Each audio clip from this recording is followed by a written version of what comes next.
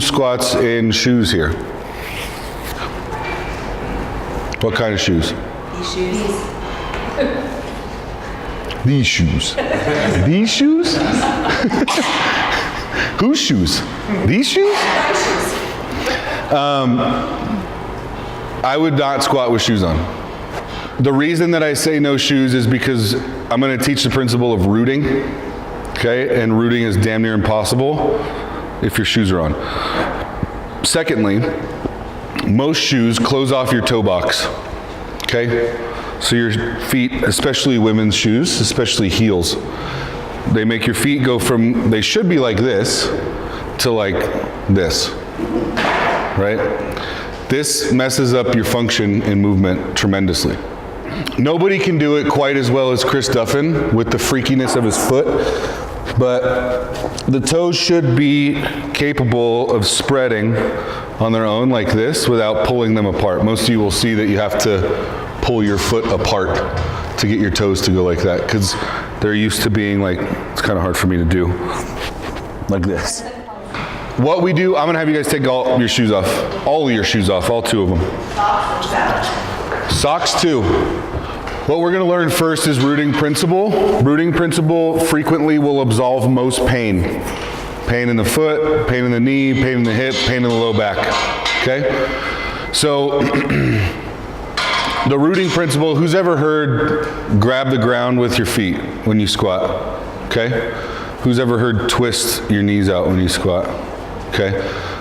Who's ever heard both of them at the same time, okay?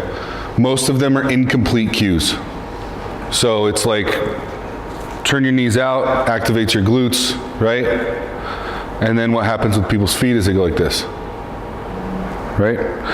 So the whole principle of being able to actually spread your toes apart and grab the ground, right, is completely abolished when we have shoes on. It's just gone. It can't happen, right? Especially Olympic lifting shoes, because they have a narrow toe and they smush your toes together like so. Now, Olympic shoes have a purpose. I have a pair. The purpose is just not necessarily squatting for function, it's usually squatting for load, okay? Most of us should just squat for function, in my opinion. So what I want you guys to do first is I want you to think about your toe being a talon, like an eagle's talon, okay, your feet. So we have 3 points of contact that we need to hit. This big toe knuckle first, think of that as the big toe, okay? I'm not pulling the ground in like this, I'm pushing down on the ground with this knuckle, okay? Second point is out here, third point is here. You cannot flex or extend your heel, right? It's a fixed bone. So what it is it's a rooting surface. It's something you can push against while you're pushing with your feet, okay? For most of you, if your feet suck, this will be really hard, especially to do with both feet, okay? From this step, the whole purpose of this is to derive or build the arch in your foot. So if you look at my foot normally, it's here. If I start rooting, the arch builds, okay? All I'm doing is creating tension in my foot. Okay, I create tension in my foot. That's the platform to create tension in my legs, platform to create tension in my hips. Tension keeps us injury-free, okay? So, I want you guys to get into a squat stance. Put your big toe knuckle down on the ground as hard as you can. Now, here's the tricky part, is don't lose that big toe knuckle, okay? And also grab with this outside pinky, metatarsal, and then your heel, okay? And we should grab, and our feet should almost start cramping if you're really, really rooting. If you look at my toes, they're like turning white, right? This is, from my squats from 135 to 771, this is how I squat, okay? I won't get hurt squatting 770 something because I'm completely engaged in the squat. I will probably get hurt squatting like 300 because I'm like, fuck it, it's 300 pounds, right? Less than 50%. So I find this Okay? Now I have a platform I can start rotating out, and when I torque my feet out, what should happen is your glutes should fire. Okay? Standing in this position alone with maximum tension while torquing your feet out should be uncomfortable. This sucks. Okay? I'll start sweating soon. Somebody give me some socks to fold. Okay? Now if we think of the squat motion from the sense of a barbell squat, whether it's front or back, we're not going down, right? And just standing back up. I want you to pull yourself down and then reciprocate that motion by springing back up, okay? We use the same principle on bench, where bench is technically not a pushing exercise. Concentrically, it's a pushing exercise. To do it correctly, it's a pull, okay? So when we pull, the tricky part is not ever losing that tension, coming to this squat stance, standing back up, regaining as much tension as we can. Okay? So what I want you to do, in your group, everybody get, one of you guys come get one of these, a strap. Okay, so your partner should be able to, when you're squatting, be able to apply tension to this, and the strip should never move. Okay?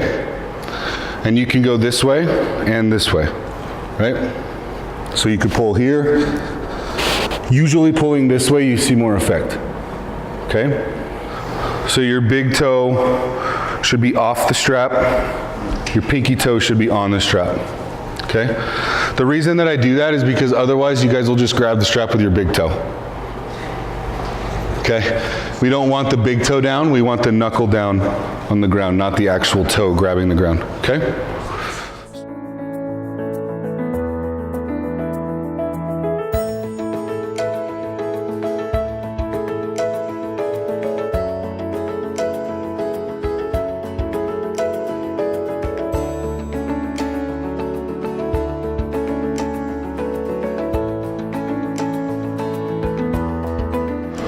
Three things in the back squat. The second one, we don't need the strap, but you'll keep it out for when we do bench.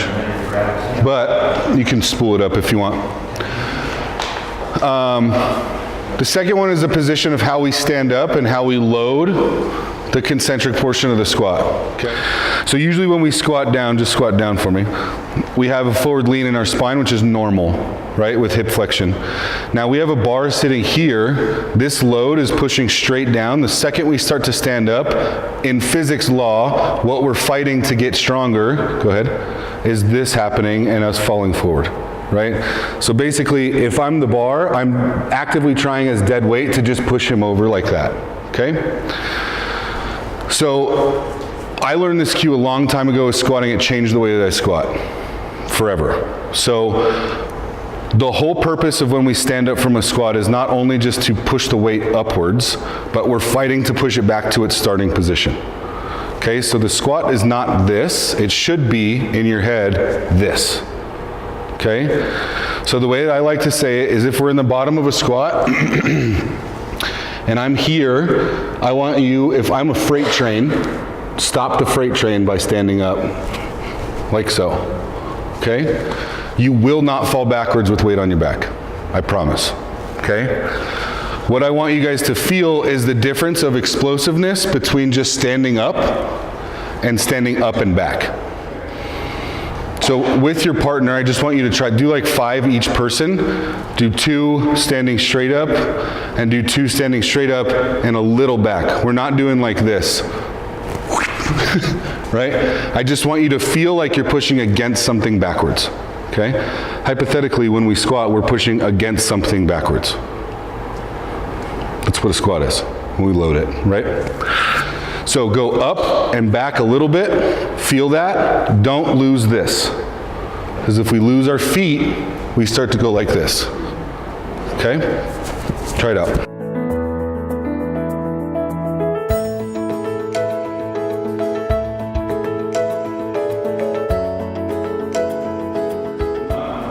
All right, last thing that I'm going to teach is hand placement. Okay? Because it's really, there's a couple people They have very specific beliefs on where hand systems should be or where you should hold the bar.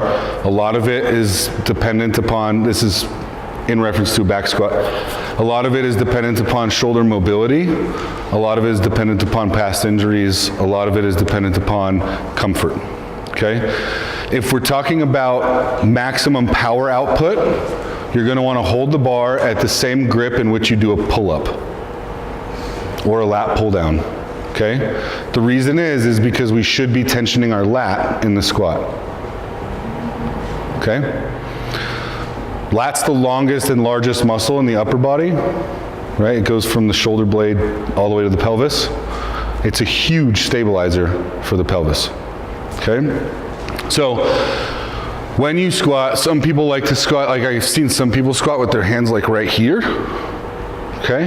That's like an old Olympic lifting mindset of like, look at how healthy my shoulders are.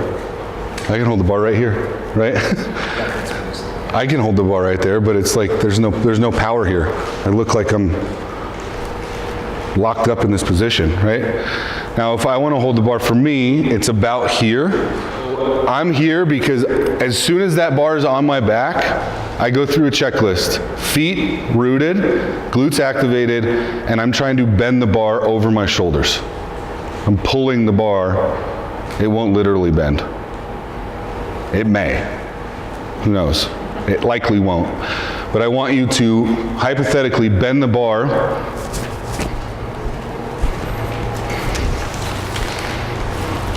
like this to tension your lats. Okay? So grab a bar with your partner. We're just gonna do empty bar squats.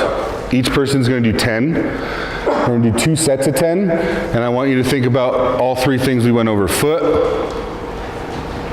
backwards posture when we stand up, basically. Think about pushing a force that's behind you, not just straight up and down. And then lastly, pulling the bar into a tensioned position by pulling your lat in.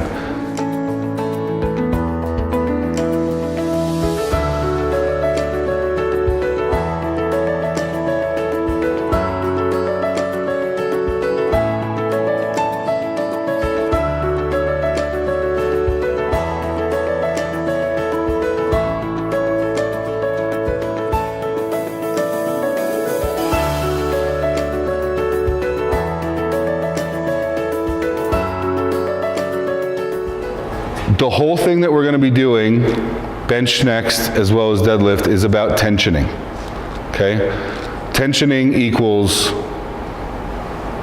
fill in the blank, strength. The more tension that you can create, the stronger you are. The same rooting principle we're going to use for our feet on bench, okay? Likely, all of your hamstrings are going to cramp from benching correctly, okay? So I used to be able to say that I benched 512 without ever getting hurt, but I tore my pec a year and a half after I retired from lifting, but I did bench 512 before ever getting hurt. With these exact principles, all of the best powerlifters in the world use these same principles, okay? A gigantic arch in your back is never necessary. Creating massive amounts of tension in your lower trap is what's necessary, okay? So we corkscrew our feet in the squat, we corkscrew our hands in the bench. Everything is pretty much the same, okay? I'm trying to create external load tension with my feet in the squat. I'm trying to create internal load tension with my arms on the bench. And I want you guys to feel what it feels like to actually bench press with your body, not just your shoulder and elbow, okay? If I see this angle coming down, if I had a lunk alarm, I would set it off, okay? Benching like this, never. Never, never, never. The only exception is bodybuilding, because it creates a different shape of a muscle belly. Load should be substantially lighter. This is a nightmare on the AC joint. Like if you could see this on an orthopedic, like in an active MRI, it's atrocious, okay? So we always bench elbows coming down. When I bench competitively, I was here. So my elbows were at about a little less than 45. right? It's different for everybody. The bar path is not to here, okay? It's to your xiphoid process, which hopefully you guys all know what that is. So I'm gonna put the women together, and then guys, get with somebody who, there's probably gonna be a few that you wanna bench 25s on each side. There's probably gonna be a few of you that wanna bench 45s, maybe 4 45s, who knows? So, but grab a bench, pull it up to the rack, adjust the J-cups, and we'll go from there. So if you guys notice, like, I can create my foot width, which is way wider than my knees. So the same rooting principle with the feet. Okay, grab with your big toe. The whole point of this is the big toe not coming up. If the big toe comes up, nothing happens. This is just annoying and it looks like you're doing jazzercise, right? So we're gonna hold this position. This position, if I was to lay back on a bench, right, should be the identical position of my feet. I should be creating the same amount of tension with my glutes from this. So we're gonna pull the band apart by keeping our big toe on the ground. If your big toe lifts, you won't feel your butt. Okay? If you don't feel your butt, you don't have a butt. Which means you should build one. Okay? So I want you guys to slowly open and close and do 20. And you're gonna do, consciously make sure that your big toe knuckle is not leaving the ground at all.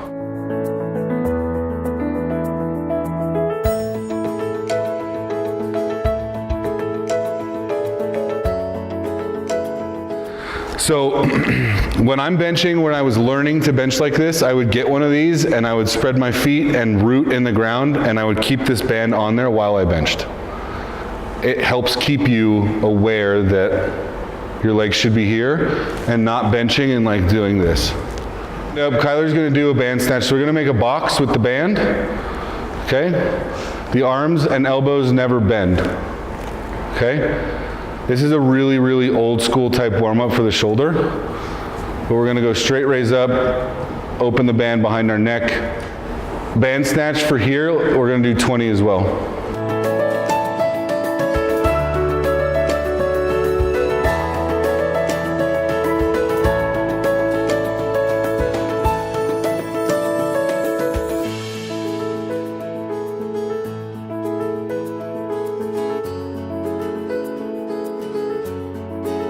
But find where you would bench. We're gonna hypothetically bench.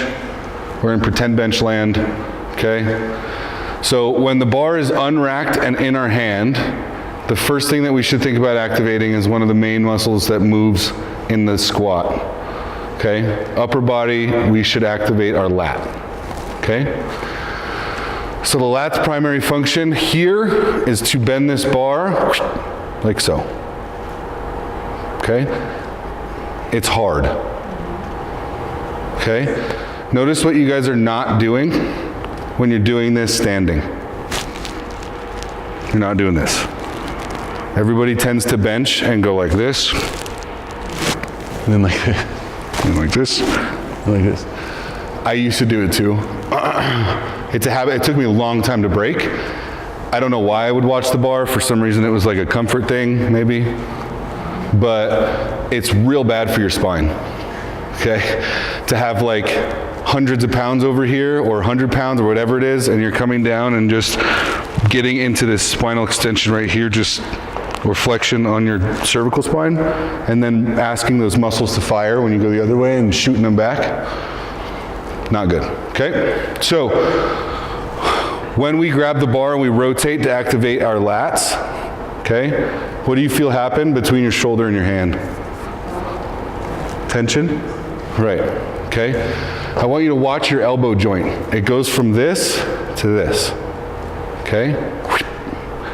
Your elbow should, hypothetically, face up or back on the bench, right?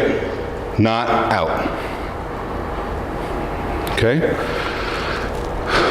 The function of your shoulder joint will be highly controlled by the humeral angle, okay? The humeral angle will be controlled by what we do with our hand, okay? So, if I'm here, my humeral angle is gonna come out here and just continue to come out that way just doing this in open air, my shoulder was like, right? So what I want to do is set myself up for success and create this like seat belt here, which is my lat. And when you're pulling a bar downward, this is really uncomfortable. What it wants to do is slingshot back up. So it's a row and a throw, if you think about it like that, okay? So I'm gonna do one more drill that you guys should do probably before you bench, every time you bench, even if you're amazing at bench, before we actually start benching, and then we're gonna start benching with these principles in, okay? What we're gonna do here, grab your normal bench grip. I want you to think about the band that's around your knees that is not currently around your knees. Think about rooting into the ground. So hypothetically, you're gonna push your knees out. While you're pushing your knees out, your glutes should fire. Now unrack the bar, or hypothetically unrack the bar. And I want you to try to row the bar to your xiphoid process.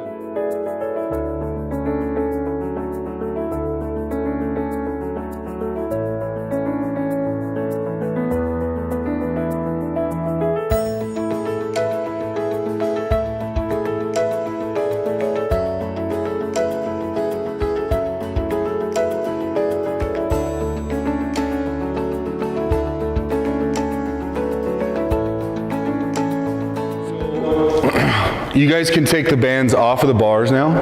And I want to put a light load on the bar, and I also want you guys to keep this band around your knees so that we don't have to come and push your legs out. So you think about doing it on your own. And I want you to give yourself time to gain control of the bar before you just start pressing it.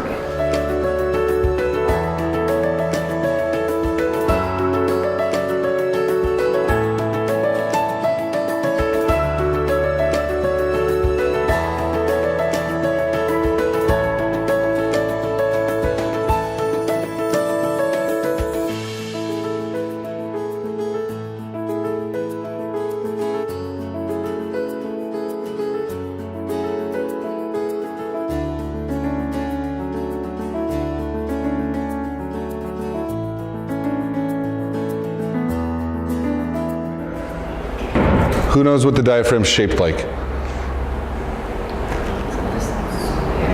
It's more or less a cone. It's kind of a weird looking cone, but it's more or less a cone, okay? So it's a muscle just like your bicep, okay? If you do lots of curls, your biceps get big, just ask Keith. Okay? If you train and use your diaphragm appropriately, it will grow and it will strengthen and it will become way more stabilizing to everything that you do. Anybody see those like gigantic bodybuilders or power lifters that have this like weird distended belly, and people always say it's because they take steroids and their organs grow and pushes their bellies out? Your organs don't grow. If your organs grew, you would die, okay? Your heart would grow, but your heart's a muscle, okay?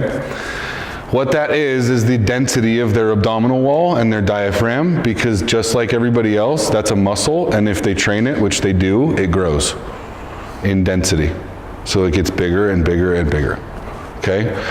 So posturally, mine's not really too exaggerated, like compared to my coach Chris when he was coaching me, but like this is my normal posture, right? My diaphragm is relaxed, okay? If I expand it, it's here. This is rock hard. If I contract it and try to make abs, I'm here, okay? But this is about my normal posture. It's not a beer belly. I don't drink beer, I haven't for a decade, okay? But this is my diaphragm size, which will probably keep growing until I stop lifting. But the diaphragm is not superficial abdominal tissue, right? It's very deep layer muscle tissue inside your actual organ cavity, okay? It's literally your airbag. It's the, like one of the most, if not the most important muscle in the body for overall function in this region, in my opinion. if we look at spinal cavity or the spine position or just the whole trunk in general, when we do movement, I would say 8 out of 10 people that I work with are in like way too much extension all the time, right? So anytime your rib cage is flared up, shoulder function is interrupted in some way. If you're here, your pressing mechanics change, rather than if you're here and your shoulder functions the way it should, right? Rib flare automatically, or too much spinal extension automatically cancels out any diaphragmatic tensioning, okay? On the contrary, when you do a deadlift like this, you have a lot more problems than diaphragmatic tension, but you don't have a diaphragm being loaded either, okay? Contrary to most people's belief, this position for a deadlift is pretty much not possible for most people, and this is extension. This is not neutral, okay? So a lot of times I've deadlifted here, and people are like, your back is kind of bent. I'm like, my back is completely straight, okay? So finding this exaggerated extension position where you feel your erectors in a concentric pattern, like completely flexed, not a good thing to do. Has anybody ever heard of a diaphragm being assimilated to a Coke can? Or parallel to a Coke can? Okay. So if you have somebody squatting, so this is their posture, so this would be good, this would be bad, right? Anytime we have any integrity lost in that diaphragmatic position, it's like a Coke can, right? A Coke can empty can hold me. A Coke can with the smallest little dent in it can't hold me. Did you ever tried that as a kid? Like standing on a Coke can that's empty and it can hold you up, and then the minute you tap it, it crushes, right? So anytime there's any integrity lost in that Coke can or your diaphragm, that cylindrical position, your core, right, is when all of our strength, stability, and everything kind of just gets left out. We're leaking gasoline, right? It's like poking a hole in a balloon, okay? So this, in reference to our conversation this morning about RPE, is RPE 11. Don't do it, okay? If you can maintain this through all movements and get to a 10, this is where you want to be. When we breathe, technically, we should be able to breathe without any movement from our rib cage up, right? All of our breath, inhaling, should come here, and exhaling should come there, okay? If we look at skeletal repetition, like that, tens of thousands of times a day, okay? Every time we flare our ribs, we compress our spine, our shoulders go out of alignment. How many times do you do some sort of reaching activity, emptying the dishwasher, taking the trash out, whatever, in this weird position, over and over and over and over and over, causes a lot of dysfunction in the shoulder, okay? So you can practice breathing. I like to breathe here. I put my fingers, literally find your pelvic crest, move in a tiny bit, poke downwards, not in, but downwards. You could do it sitting there if you want. Breathe in and push your fingers out and back. Out and back. Right? Now when we squat, the breath we take is here. Now what does this create? A seat belt, right? And when you have a belt on, what does it create? Way more tension. And way more tension just keeps us safe.